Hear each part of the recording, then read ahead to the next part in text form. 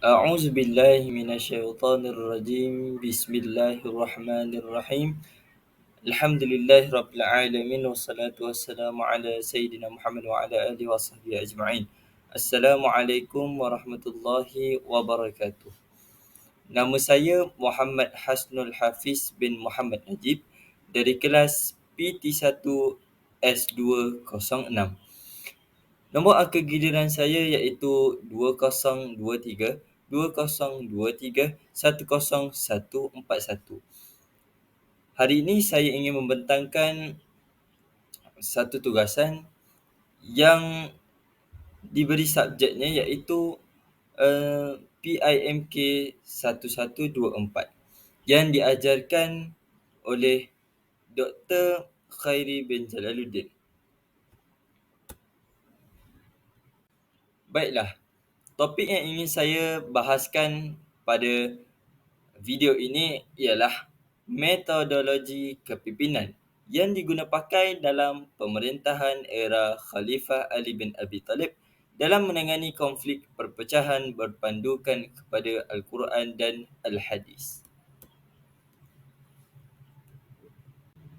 Sebelum kita masuk dengan lebih mendalam, apakah itu Khalifah? Khalifah ialah pemimpin atau ketua yang memimpin umat Islam selepas kewafatan Nabi Muhammad sallallahu alaihi wasallam.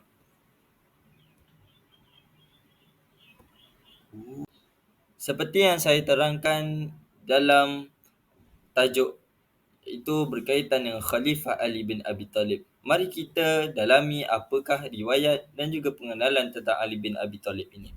Ali bin Abi Talib merupakan khalifah keempat dalam Khulafa Ar-Rashidin. Beliau ini dilahirkan di Kaabah, Mekah pada tahun hari Jumaat 13 Rejab sekitar tahun 600 Masihi. Beliau ini juga merupakan antara orang yang paling awal memeluk Islam. Itu menurut pendapat Abdul Razak. Ali ini dikatakan orang yang pertama memeluk agama Islam daripada kalangan kanak-kanak. Ali bin Abi Talib ini juga ialah sahabat yang selalu mendampingi Rasulullah sallallahu alaihi wasallam. Baiklah, semasa pemerintahan Ali bin Abi Talib ini sebagai khalifah, banyak sumbangan yang diberikan oleh Ali bin Abi Talib ini dan juga memberikan impak yang sangat besar sehingga ke hari ini. Sebagai contoh, Nahwu Al-Quran. Beliau ini juga merupakan salah satu khalifah yang menyepadukan umat Islam yang berpecah belah semasa pemerintahannya. Baiklah, semasa pemerintahan Ali bin Abi Talib ini terdapat konflik kepimpinan, iaitu fasa pemerintahan Ali bin Abi Talib telah bermula dengan suatu insiden yang sangat besar dalam sejarah umat Islam yang telah mencetuskan konflik yang berpanjangan. Walaupun tempoh pemerintahan Ali bin Abi Talib ini sebagai khalifah hanya 4 tahun 9 bulan sahaja, akan tetapi sepanjang tempoh pemerintahan itu diwarnai dengan ketidakstabilan politik.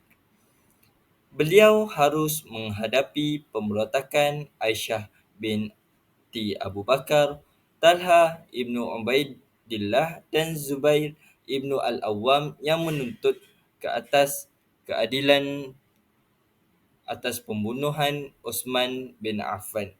Sebagaimana yang kita tahu iaitu Uthman bin Affan ini merupakan khalifah yang ketiga dalam Khulafa Ar-Rashidin. Kemudian, berbagai tindakan yang diambil oleh Ali bin Abi Talib menimbulkan permusuhan dengan Muawiyah ibnu Abi Sufyan dan keluarga Bani Umayyah, dan dari situ satu golongan yang dahulunya mendukung beliau ini kemudian telah mengisytiharkan perang ke atas beliau yang akhirnya digelar sebagai Puak Khawarij. Baiklah, berikut merupakan konflik yang berlaku semasa pemerintahan Ali bin Abi Talib sebagai khalifah. Yang pertama iaitu pemberontakan Aisyah binti Abu Bakar.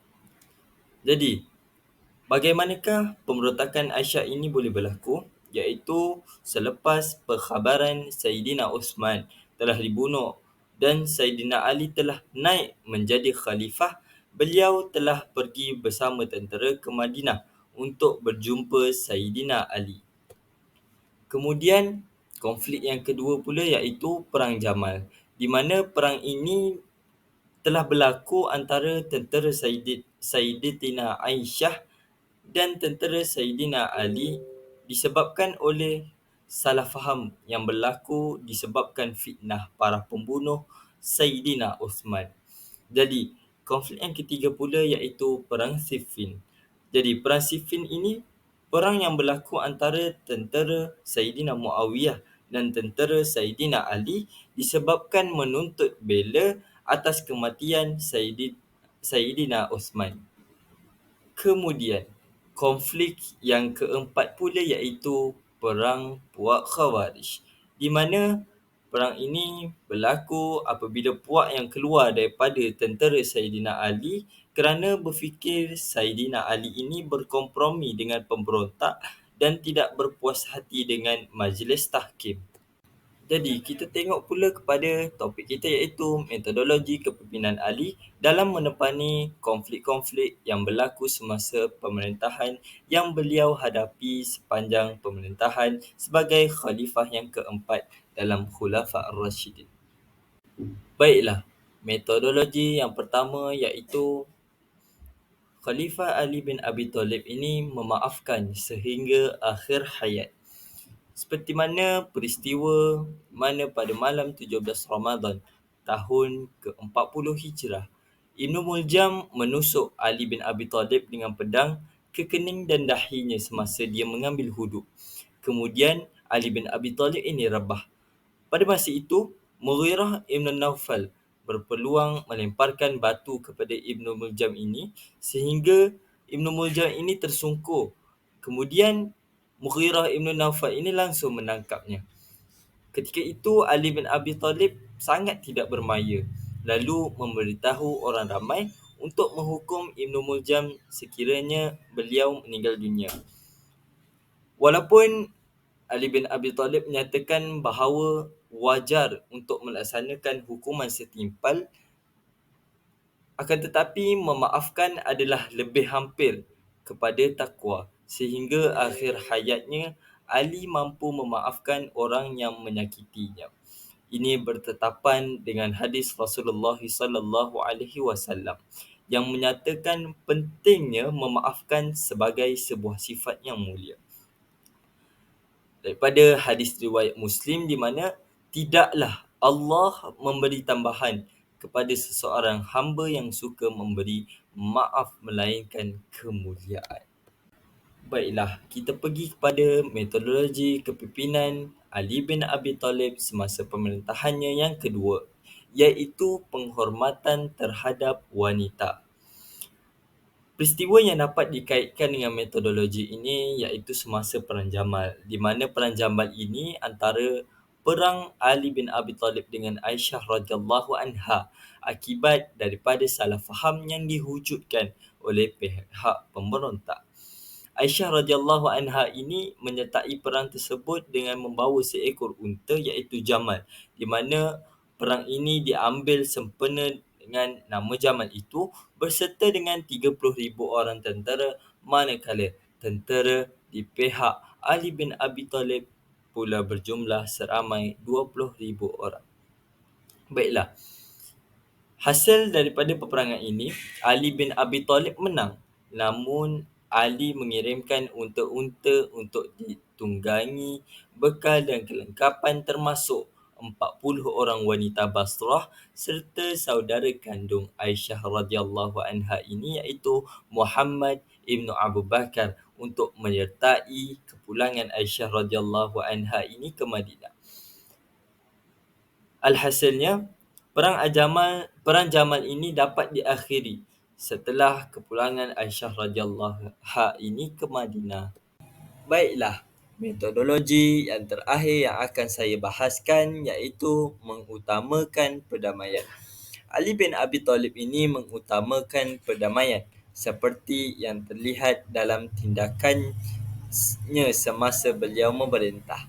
Beliau menekankan keamanan dan perpaduan walaupun dalam situasi yang mencabar.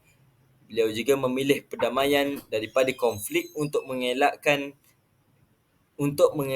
keharmonian di kalangan umat Islam.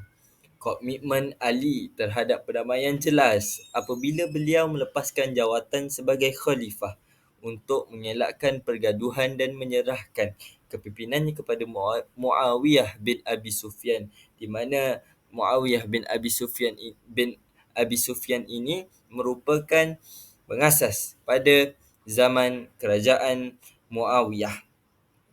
Kesetiaan Ali bin Abi Talib ini terhadap perdamaian berterusan sehingga saat akhir hayatnya dan juga nafasnya, di mana beliau memilih untuk tidak mendedahkan identiti orang yang merancuninya dengan tujuan untuk mengekalkan perdamaian dalam komuniti umat Islam. Kemudian anak Ali bin Abi Talib iaitu Hasan bin Ali juga mengikuti jalan ini dalam mengutamakan perdamaian dan memperlihatkan warisan penyelesaian secara aman dan perpaduan di kalangan umat Islam. Kaedah ini iaitu mengutamakan perdamaian ini bertetapan dengan surah Al-Hujurat ayat yang ke-10 iaitu A'udzubillahi minasyaitanirrajim. Innamal mu'minuna ikhwatun fa aslihu baina akhwaykum wattaqullaha la'allakum turhamun. Sadaqallahul azim. Yang bermaksud sesungguhnya orang-orang mukmin itu bersaudara. Kerana itu damaikanlah kedua saudaramu yang bertikai dan bertakwalah kepada Allah agar kamu dirahmati. Baiklah, kesimpulan bagi pembahasan yang kita jelaskan sebentar tadi iaitu Khalifah Ali bin Abi Talib ini banyak memberikan sumbangan terhadap umat Islam dari pelbagai aspek. Antaranya daripada aspek keagamaan, ketenteraan, keamanan umat Islam dan sebagainya.